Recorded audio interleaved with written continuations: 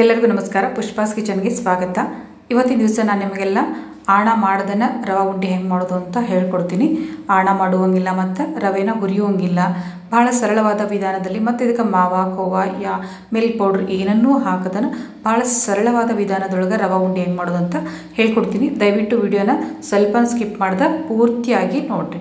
ಈಗ ನಾನಿಲ್ಲಿ 1 ಕಪ್ನಷ್ಟು ಚಿರೋಟಿ ರವೆ ತೊಗೊಂಡಿನಿ, ಅಥವಾ ಬಾಂಬೆ ರವಾನು ಅಂತಾರೆ, ಅಂದರೆ ಇದಕ್ಕೆ ಸಣ್ಣ ರವಾನು ಅಂತಾರೆ, ಅಥವಾ ಉಂಡಿ ರವೆ ಅಂತಲೂ ಕರೀತಾರೆ. ಈ ರವಾನ ನಾವು ತೊಗೋಬೇಕಾಗೈತಿ. ಇಲ್ಲಿ ಒಂದು ಕಪ್ ರವೆ ತೊಗೊಂಡ್ರೆ ಒಂದು ಅರ್ಧ ಕಪ್ನಷ್ಟು ನಾನಿಲ್ಲಿ ಹಾಲನ್ನು ತೊಗೊಂಡಿನಿ. ಹಾಲು ಸ್ವಲ್ಪ ಬೆಚ್ಚಗಿದ್ರೆ ಸಾಕು. ಇದು ಬಿಸಿ ಬಿಸಿಯಾಗಿರೋದು ಇರಬಾರ್ದು ಮತ್ತು ಪೂರ್ತಿ ತಣ್ಣಗೂ ಇರಬಾರ್ದು. ಸ್ವಲ್ಪ ಉಗುರು ಬೆಚ್ಚಗಿದ್ರೆ ಸಾಕು ಅಂತ ಹಾಲನ್ನು ತೊಗೊಂಡು ನಾವಿಲ್ಲಿ ಇದನ್ನು ಎಲ್ಲನೂ ಸ್ವಲ್ಪನ ಹಾಕ್ಕೊಂಡು ಕಲಿಸ್ಕೋಬೇಕಾಗೈತಿ. ಒಮ್ಮೆಗಲೇ ಹಾಲನ್ನು ಹಾಕ್ಕೊಳೋದಕ್ಕೆ ಹೋಗ್ಬೇಡ್ರಿ. ಸ್ವಲ್ಪ ಹಾಲನ್ನು ಹಾಕ್ಕೊಂಡು ಚಪಾತಿ ಹಿಟ್ಟಿರುತ್ತಲ್ಲ, ಆ ಚಪಾತಿ ಹಿಟ್ಟಿನ ಹದಕ್ಕೆ ನಾವು ಕಲಿಸ್ಕೋಬೇಕು. ಅಂದರೆ ಅದು ಸ್ವಲ್ಪ ಹೊತ್ತು ಬಿಟ್ಟ ಮೇಲೆ ಮತ್ತೆ ಗಟ್ಟಿ ಆಗುತ್ತೆ, ಯಾಕಂದ್ರೆ ರವೆ ಅಲ್ಲ, ಮತ್ತೆ ಗಟ್ಟಿ ಆಗುತ್ತೆ. ಈಗ ನಾನಲ್ಲಿ 1-2 ಚಮಚದಷ್ಟು ಕೆನೆ ಇರುತ್ತಲ್ಲ, ನಾವು ಬೆಣ್ಣೆ ತೆಗೆಯೋದಕ್ಕೋಸ್ಕರ ಕೆನೆಯನ್ನು ಕೂಡಿಸಿಟ್ಟಿರ್ತೀವಲ್ಲ, ಆ ಕೆನೆಯನ್ನು 1-2 ಸ್ಪೂನಷ್ಟು ಕೆನೆ ಹಾಕೊಂಡ್ಬಿಟ್ರಿ ಅಂತಂದ್ರೆ ಭಾಳ ರುಚಿ ಆಗ್ತಾವ್ರಿ ಇವು ಉಂಡೆ, ಮತ್ತು ಸಾಫ್ಟ್ ಕೂಡ ಆಗ್ತಾವ್ರಿ. ಈಗ 1-2 ಸ್ಪೂನಷ್ಟು ಕೆನೆಯನ್ನು ಹಾಕ್ಕೊಂಡು ಇದನ್ನು ಮತ್ತೆ ಎಲ್ಲನೂ ಚಲೋ ತಂಗ ಮಿಕ್ಸ್ ಮಾಡ್ಕೊಳ್ರಿ. ನಾ ಹೇಳಿದ್ನಲ್ಲ, ಸ್ವಲ್ಪ ನಾನಿಲ್ಲಿ ಚಪಾತಿ ಹಿಟ್ಟಿನ ಅದಕ್ಕೆ ನಾದ್ಕೊಂಡಿನಿ. ಅಂದ್ರೆ ಇದೊಂದು 10-15 ನಿಮಿಷ ನಾನು ನೆನೆದಕ್ಕೆ ಬಿಟ್ಟ ಮೇಲೆ ಸ್ವಲ್ಪ ಗಟ್ಟಿ ಆಗ್ಬಿಡ್ತೈತಿ. ಅದಕ್ಕೋಸ್ಕರ ಭಾಳ ಗಟ್ಟಿಯಾಗಿ ನಾದ್ಕೊಳೋದಕ್ಕೆ ಹೋಗ್ಬೇಡ್ರಿ, ಮತ್ತು ತೀರಾ ಮೆತ್ತಗೂ ನಾದ್ಕೊಳೋದಕ್ಕೆ ಹೋಗ್ಬೇಡ್ರಿ. ಮೀಡಿಯಮ್ ಆಗಿ ಚಪಾತಿ ಹಿಟ್ಟಿನ ಅದಕ್ಕೆ ನಾದ್ಕೊಂಡು ಒಂದು 15 ನಿಮಿಷ ಇದನ್ನು ಮುಚ್ಚಿ ಒಂದು ಕಡೆಗೆ ಎತ್ತಿಟ್ಬಿಡ್ರಿ. ಈಗ ಅದನ್ನು ನೆಂದ್ಕೊಂಡು ಬರೋಷ್ಟೊತ್ತಿಗೆ ನಾನಿಲ್ಲಿ ಗೋಡಂಬಿ, ದ್ರಾಕ್ಷಿ ಮತ್ತು ಬಾದಾಮಿಯನ್ನು ತೊಗೊಂಡಿನಿ. ನಿಮ್ಗೆ ಯಾವ ಡ್ರೈ ಫ್ರೂಟ್ಸ್ ಬೇಕಾದ್ರೂ ತೊಗೋಬೋದು, ಪಿಸ್ತಾ ಬೇಕಿದ್ರೂ ತೊಗೋಬೋದು. ಇಲ್ಲೇ 1-2 ಸ್ಪೂನಷ್ಟು ನಾನು ತುಪ್ಪನ ಹಾಕ್ಕೊಂಡು ತುಪ್ಪದೊಳಗೆ ಇವನ್ನೆಲ್ಲ ಹುರ್ಕೊಂಡು ಬರ್ತೀನಿ. ಮೊದಲಿಗೆ ಗೋಡಂಬಿ ಮತ್ತು ಬಾದಾಮನ್ನು ಹಾಕ್ಕೊಳ್ರಿ.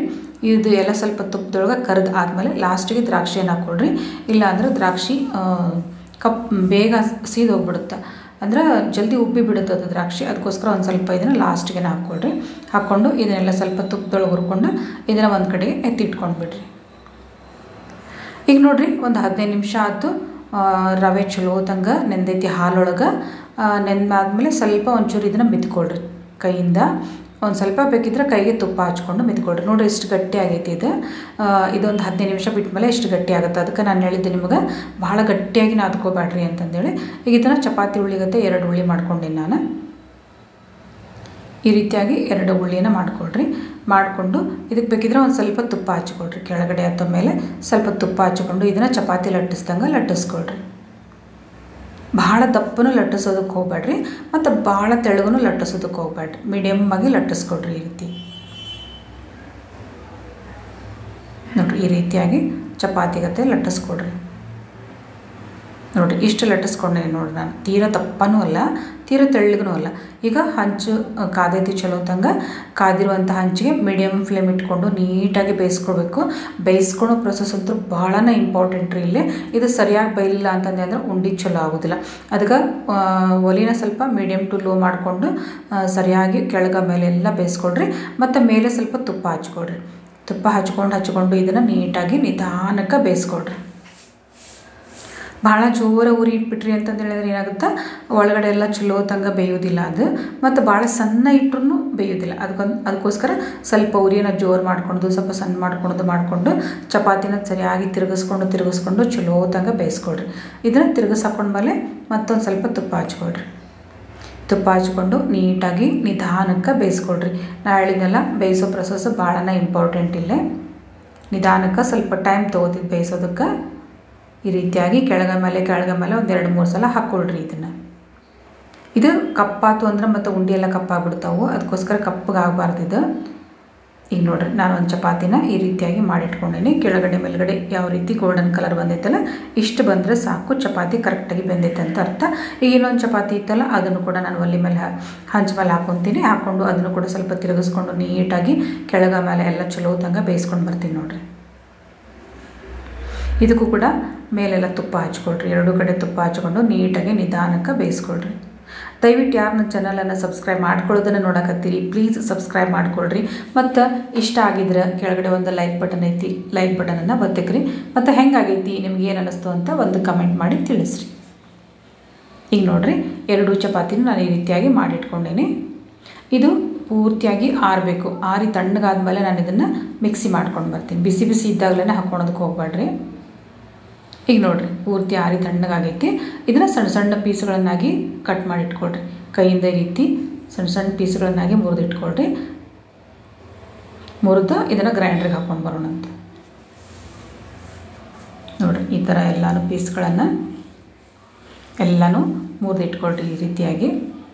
ಈಗ ನಾನೊಂದು ಮಿಕ್ಸಿ ಜಾರ್ ತೊಗೊಂಡಿನಿ. ಆ ಮಿಕ್ಸಿ ಜಾರ್ ಒಳಗೆ ಈ ಕಟ್ ಮಾಡಿರುವಂಥ ಈ ಪೀಸಸ್ಗಳನ್ನೆಲ್ಲ ಹಾಕ್ಕೊಂಡು ಇದನ್ನು ಲೆಫ್ಟ್ ಸೈಡ್ ತಿರುಗಿಸ್ರಿ. ಗರ್ ಅಂತಂದು ತಿರುಗಿಸ್ತಿರಲ್ಲ ಲೆಫ್ಟ್ ಸೈಡ್, ಆ ರೀತಿಯಾಗಿ ತರಿಯಾಗಿ ತಿರುಗಿಸ್ರಿ. ಸೇಮ್ ಮತ್ತು ಉಂಡಿ ರವೆ ಹೆಂಗಿತ್ತಲ್ರಿ ಅದೇ ಥರನೇ ಆಗ್ತೈತೆ ನೋಡಿರಿ. ನಾವು ಈ ತಿರುಗಿಸಿದ್ಮೇಲೆ ನೋಡಿರಿ ಈ ಥರ ಒಂದು ಪಾತ್ರೆ ಒಳಗೆ ಹಾಕ್ಕೊತೀನಿ. ನಾನು 1 ಕಪ್ನಷ್ಟು ನಾನೆಲ್ಲೇ ರವೆ ತೊಗೊಂಡಿದ್ನಲ್ಲ, ಅರ್ಧ ಕಪ್ನಷ್ಟು ನಾನೆಲ್ಲೇ ಸಕ್ಕರೆ ಪುಡಿಯನ್ನು ತೊಗೊಂಡಿನಿ. ಸಕ್ಕರೆನ ಮಿಕ್ಸಿಗೆ ಹಾಕ್ಕೊಂಡು ಚಲೋ ತಂಗ ಸಣ್ಣ ಪುಡಿ ಮಾಡಿಕೊಂಡು ಹಾಕ್ಕೊಳ್ರಿ. ಮತ್ತು 1-2 ಏಲಕ್ಕಿ ಪುಡಿಯನ್ನು ಹಾಕ್ಕೊಂಡಿನಿ. ಮತ್ತು ನಾನೆಲ್ಲ ಡೆಸಿಕೇಟೆಡ್ ಕೋಕೋನಟನ್ನು ತೊಗೊಂಡಿನಿ. ಡೆಸಿಕೇಟೆಡ್ ಕೋಕೋನಟ್ ಇರಲಿಲ್ಲಪ್ಪ ಅಂತಂದೇಳಂದ್ರೆ ಹಸಿ ಕೊಬ್ಬರಿದ ಮೇಲಿನ ಕಪ್ಪು ಪಾರ್ಟನ್ನೆಲ್ಲ ತೆಗೆದು ಒಂದು ಸ್ವಲ್ಪ ಹುರಿದು ಹಾಕ್ಕೊಳ್ರಿ. ಮತ್ತು ಡ್ರೈ ಫ್ರೂಟ್ಸ್ ಏನು ಹುರಿದಿಟ್ಕೊಂಡಿದ್ನಲ್ಲ ತುಪ್ಪ ಸಮೇತ ಅದನ್ನು ಕೂಡ ಇದಕ್ಕೆ ಹಾಕ್ಕೊಂಬಿಡ್ರಿ. ಹಾಕ್ಕೊಂಡು ಇದನ್ನೆಲ್ಲ ಚಲೋ ತಂಗ ಮಿಕ್ಸ್ ಮಾಡ್ಕೊಳ್ರಿ. ಚಲೋ ತನಕ ಎಲ್ಲನೂ ಮಿಕ್ಸ್ ಮಾಡ್ಕೊಳ್ರಿ. ನೀವು ಡೆಸಿಕೇಟೆಡ್ ಕೋಕೋನಟ್ ಇರಲಿಲ್ಲಪ್ಪ ಮನೆಯೊಳಗೆ ಅಂತಂದೇಳಿದ್ರೆ ಇದು ಒಣ ಕೊಬ್ಬರಿ ಇರುತ್ತಲ್ಲ ಅದಾದರೂ ಯೂಸ್ ಮಾಡ್ಕೊಳ್ರಿ. ಅಥವಾ ಹಸಿ ಕೊಬ್ಬರಿನಾದರೂ ಮ್ಯಾಗಿಂದ ಕಪ್ಪು ಪಾರ್ಟ್ ಇರ್ತೈತಲ್ಲ ಅದನ್ನೆಲ್ಲ ತೆಗೆದು ಒಂಚೂರು ಅದು ಕಪ್ಪಾಗ್ಲಾರ್ದಂಗೆ ಸ್ವಲ್ಪ ತುಪ್ಪ ಹಚ್ಕೊಂಡು ಹುರಿದು ಇದಕ್ಕೆ ಹಾಕ್ಕೊಳ್ರಿ. ಈಗ ಎಲ್ಲನೂ ನಾ ಕೈಯಿಂದ ಚಲೋ ತಂಗ ಮಿಕ್ಸ್ ಮಾಡ್ಕೊತೀನಿ. ಇದು ಉಂಡೆ ಕಟ್ಟು ಹದ ಬರಬೇಕು. ಅಕಸ್ಮಾತ್ ನಿಮ್ಗೆ ಏನಾದರೂ ಸ್ವಲ್ಪ ಡ್ರೈ ಅನ್ಸಕತ್ತು, ಒಣಾರ್ ಅನ್ಸಕತ್ತಪ್ಪ ಅಂತಂದ್ರೆ 2-3 ಚಮಚದಷ್ಟು ತುಪ್ಪ ಸೇರಿಸ್ಕೊಳ್ರಿ. ಅಂದರೆ ಕರೆಕ್ಟಾಗಿ ನಮ್ಮ ಉಂಡೆ ಕಟ್ಟು ಹದ ಬರ್ತೈತಿ. ಈಗ ನಾನೇನು ಇಲ್ಲಿ ತುಪ್ಪ ಸೇರಿಸ್ಕೊಂಡಿಲ್ಲ, ನಂಗೆ ಕರೆಕ್ಟಾಗಿ ಹದ ಬಂದೈತಿ ಇದು ಉಂಡೆ ಕಟ್ಟೋದಕ್ಕೆ. ನೋಡಿರಿ ಎಲ್ಲ ಸೇರಿಸ್ಕೊಂಡು ನಾ ಈಗ ಉಂಡೆ ಕಟ್ತೀನಿ ನೋಡಿರಿ. ಈ ರೀತಿಯಾಗಿ ಉಂಡೆ ಕಟ್ಕೊಳ್ರಿ. ಕರೆಕ್ಟಾಗಿ ಹದ ಬಂದಿತ್ತು ಅಂತಂದು ಹೇಳಿದ್ರೆ ಉಂಡೆ ಅಗದಿ ಪರ್ಫೆಕ್ಟಾಗಿ ಬರ್ತಾವೆ ನೋಡಿರಿ. ಈ ರೀತಿಯಾಗಿ ಉಂಡೆಯನ್ನು ಕಟ್ಕೊಳ್ರಿ. ನೀಟಾಗಿ ಒತ್ತಿ ಚಲೋ ತಂಗ ಕಟ್ಕೊಳ್ರಿ. ಭಾಳ ಸರಳ ಐತ್ರಿ, ಮಾಡೋದಂತೂ ಭಾಳನೇ ಈಸಿ ರೀ. ನಾವು ಒಂದೊಂದು ಸತಿ ನಮ್ಗೆ ಏರಾಗ್ಬಿಡ್ತೈತಿ, ಒಂದೊಂದು ಸತಿ ಇಳುವಾಕೈತಿ, ಉಂಡೆ ಸರಿ ಆಗೋದಿಲ್ಲ, ಇದೆಲ್ಲ ಸಮಸ್ಯೆನೇ ಇಲ್ಲರಿ. ಬರೀ ನಾವು ಚಪಾತಿ ಗತೆ ಲಟ್ಟಿಸ್ಕೊಳೋದು, ಮಿಕ್ಸಿಗೆ ಹಾಕ್ಕೊಳೋದು, ಬಿಸಿ ಸಕ್ಕರೆ ಹಾಕ್ಕೊಳೋದು, ಡ್ರೈ ಫ್ರೂಟ್ಸ್ ಹಾಕ್ಕೊಳೋದು, ಉಂಡೆ ಕಟ್ಟೋದು. ಭಾಳ ಅಂದ್ರೆ ಭಾಳ ಸರಳ ಐತೆ ನೋಡಿರಿ. ಖಂಡಿತವಾಗ್ಲೂ ನಿಮಗೆಲ್ಲ ನನ್ನ ರೆಸಿಪಿ ಇಷ್ಟ ಆಗಕತ್ತವು ಅಂತ ಅಂದ್ಕೊಂಡಿನಿ. ದಯವಿಟ್ಟು ನಿಮ್ಗೆ ಏನಾದರೂ ನಮ್ಮ ರೆಸಿಪಿಗಳು ಇಷ್ಟ ಆಗಿದ್ವು ಅಂತಂದ್ರೆ ಒಂದು ಲೈಕ್ ಕೊಡ್ರಿ. ಮತ್ತು ಹೆಂಗೆ ಅನಿಸ್ತು ಅಂತಂದೇಳಿ ಒಂದು ಕಮೆಂಟ್ ಮಾಡಿ ತಿಳಿಸ್ರಿ. ಮತ್ತು ನಿಮ್ಮ ಫ್ರೆಂಡ್ಸ್ ಜೊತೆಗೆ ಕೂಡ ಶೇರ್ ಮಾಡಿಕೊಡ್ರಿ. ನೋಡಿದ್ರಲ್ಲ ಸ್ನೇಹಿತರೆ, ನಮ್ಮದು ಸರಳವಾದಂಥ ವಿಧಾನದೊಳಗೆ ರವೆ ಉಂಡೆ ಹೆಂಗೆ ಮಾಡೋದು ಅಂತಂದೇಳಿ ನೀವು ಕೂಡ ಟ್ರೈ ಮಾಡಿರಿ. Thank you.